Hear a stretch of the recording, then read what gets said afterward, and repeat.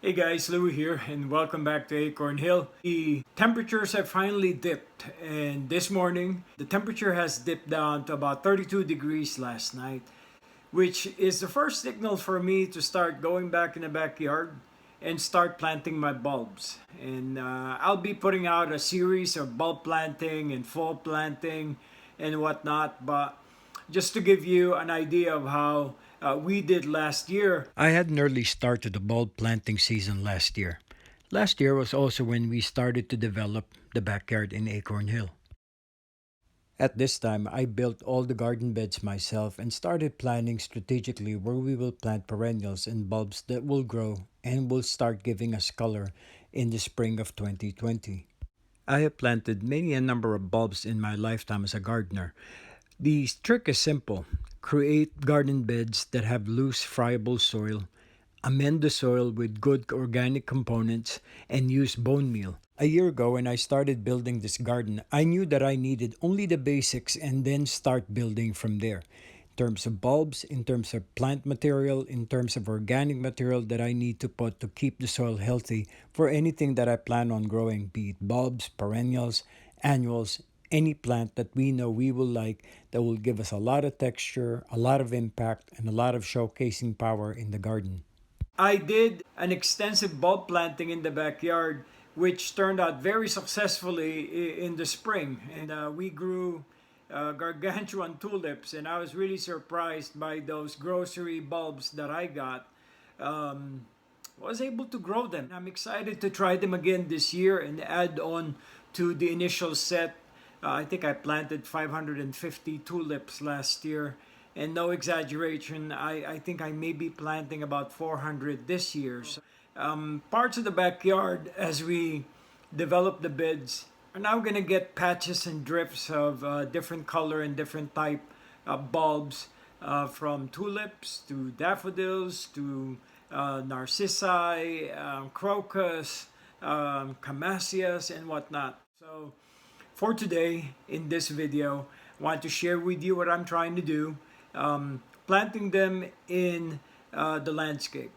I'll also have a separate video on how we force the bulbs for the inside of the house. As winter comes, we want to make sure we bring in some spring color and spring plants growing either toward Christmas, third and fourth week of December, to around the first week of January into the new year. So anyway, if you stumbled into the video and into the channel, we really welcome you and appreciate your presence in the channel. It's almost like our home, and so we welcome you into our home. Learn something new is the overall philosophy and motto of our channel, and hopefully you're learning indeed something new, or us helping you get a refresher course or refresher knowledge on what you already know. This is mostly a homesteading channel. We do a lot of gardening, a lot of homekeeping and building, DIY.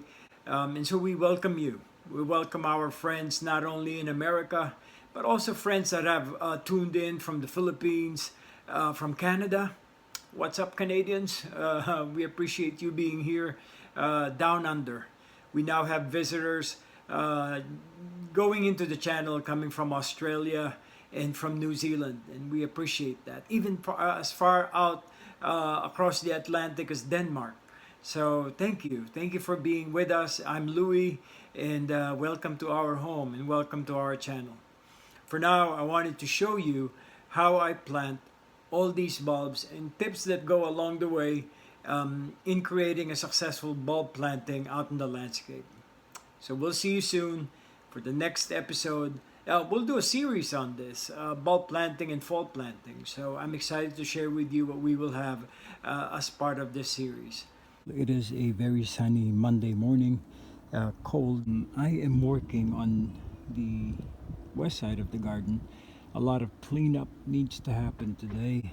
This was the bed that I did about 4 years ago, where I planted the apple trees that I turned into an espalier. Today what I'm planning on doing is start working on my cleanup, clearing up the beds, plant some bulbs on this bed by the retaining wall steps, the pergola that I did last winter. So it'll be almost a year since I did this pergola, and it's weathering really well. So anyway, I will start clearing up and cleaning up this side of the garden. From this garden bed, I'm gonna move over here. Hopefully I'll have more time. But this, I'm planning on putting more bulbs as well. Today, it's all about clearing things up, and if I have time, then I will show you on a small segment of this bed, or the lower garden bed, what we will do. The shadow of the pergola is right on the ground there, so hopefully you get to see what's happening. This evergreen has become bald on the very bottom. It was a mistake because when I first did this bed, I planted the evergreen and I put 3 more limelight hydrangeas, and as they grew and started to thrive, it covered the base of that arborvitae, became bald on the bottom. The grass, I just mowed the grass yesterday and it's looking really well. Clipped it using my reel mower, and I've also put down ironite, and I've put down a good amount of starter fertilizer just to keep them nice and well growing for the rest of the winter. I probably will be doing one last winterizer treatment to it, but it is looking really good. This is the 9:30 sunlight, and the glow and the sun rays, the beam of light is different during the fall, and this is one of those best times to enjoy this lawn. There's still some maintenance involved to the growing of this grass, but that's something that we will be tackling along the way. So for now, let's get back to cleanup. Alright, so quick update of what I'm doing today.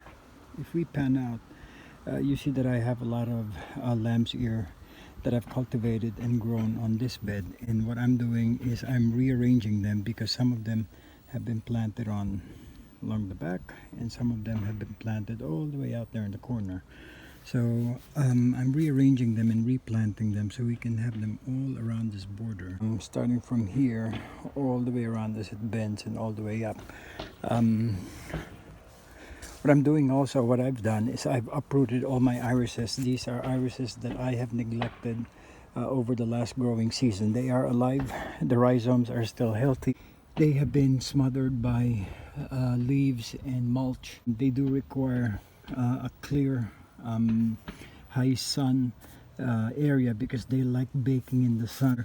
I'm going to put them in this tub and plant them somewhere else. Going to still remove those lamb's ear right over there and plant them right along the borders. For now, I am going to replant all the lambs ear along the front of this bed.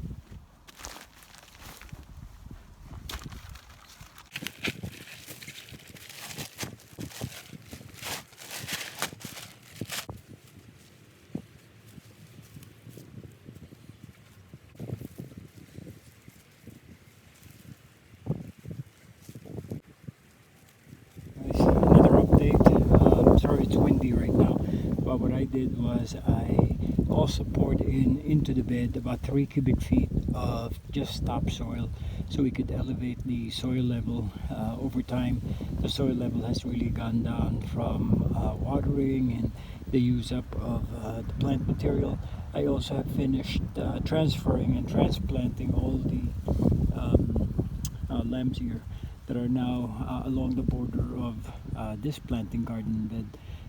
Looking good so far, and what I'm going to do now is show you the bulbs that I plan on planting so we can put them in drifts all the way and all around this garden bed so that by springtime we have a good flush and a good showing on this section of the garden. And here we are. We got a few selection here of tulips, daffodils. They're all in mixes that I got for about $5 at my favorite local grocery. This one, the daffodil double mix, as you can see, has this bag has 40 plus bulbs in it. They are claiming that these are double XL in size. So we shall see next year in the spring if they really are true, and we'll give you an update on those. I don't think it mentioned the name of the type of daffodil here, but and we probably could just look at on the internet, but this is the type where the throat is more ruffled. That's the throat right there, and that's the actual flower, but the throat of the daffodil is ruffled with a combination of orange and yellow. This one is kind of creamy white with that apricot center along the throat. So this would be very interesting to see how they will grow. These are not, unfortunately, not packaged where they are separated depending on the type. So what's going to happen is we're really going to have a mix along the drift that we will put. So this is 40 bulbs plus. I don't know why they had to put plus, but yeah, that's 40 bulbs per bag. We got 80 over here. This tulip bag is called Purple Flag, and that looks nice as well. And in each bag we have 65 plus double XL bulbs, and that means that the flower will be double XL in size. So again, we shall see, and we'll all hopefully be amazed by springtime as to how they look like. But I wanted to show you what I'm putting in the ground today. I'll also show you a basic tutorial on how I do my bulbs and my secret ingredient into getting these bulbs to really grow gargantuan in size. I also have to plan ahead and see how we can arrange the color combination, because this is going to be a striking display. So let me set the camera up and I'll show you what I'm doing. Alright, so in this clip I am showing you the tools of the trade, so to speak. I have my trusty old vintage trowel that I use for planting the bulbs, and bone meal. I've mentioned this in the past, will continue to advocate for everyone to consider using bone meal. It is made of ground up animal bone material, organic. What I do is I put them inside, down in the bottom of the hole, into which I drop the bulb and bury it and plant it. Okay guys, so I am near the retaining wall of our west side garden bed, and what I'm gonna do is we will start planting this daffodil mix, this double mix that I got from this bag. What I'm gonna do is do the traditional scatter method on planting the daffodil, and I'll show you what that is. It's fairly easy. You grab a handful of daffodils and you throw them wherever they land. That's where you plant. And these are good, healthy bulbs.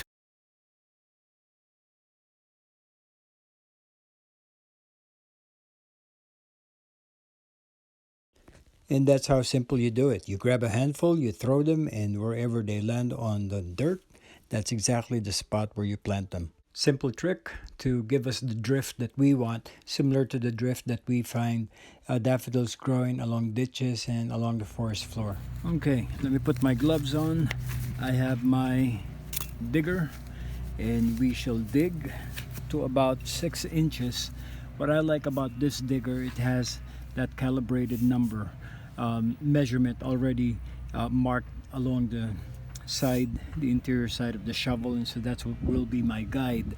So let's see here. Let's say we want to plant these 2 bulbs. What I'm gonna do is I'll remove the bulb, stick it right in the ground, bring it back up just so we can create a nice hole. There we go. There's my bone meal. Now grab me a handful and stick it right in there. It's a little windy today, so I'm trying not to get the dust from the bone meal. We don't want that getting wasted. So there's the bulb. Stick it right in there.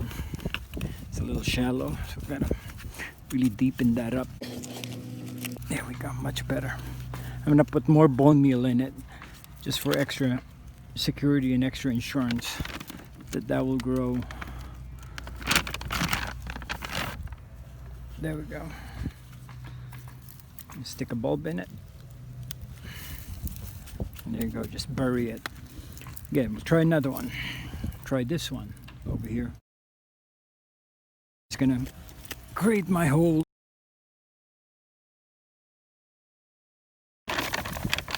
Another handful of bone meal. There's the bulb, stick it right in there. Again, it's important for you to make sure that the basal plate where the root is located is what goes down, because that pointy top excuse me, that pointy top is where all the growth and the greenery and the flower will come out of. And you just bury it in there and we'll just see it again in the spring. I got to be very careful when I dig within this area, because there's my brown tubing and I don't want to pierce that. That's the drip irrigation that I placed and planned out along this side of the garden last year, a year ago exactly today. From all the amendments that I put into it for the last year, some of it still has some remnants of, portions of it still has remnants of clay, but I think we did fairly well last year in amending this area. Let's put more. Here's another bulb, stick it right in it. And bury that nice and deep. And all in all, for this garden bed, I was able to plant about 175 individual daffodil from the mixed bag that I got, about 175 daffodil bulbs. I think it's also worth mentioning, to recap, that one requires a good, loose, friable soil. Not clay, not claggy, not too soaked with moisture, because they require well-draining soil, these bulbs.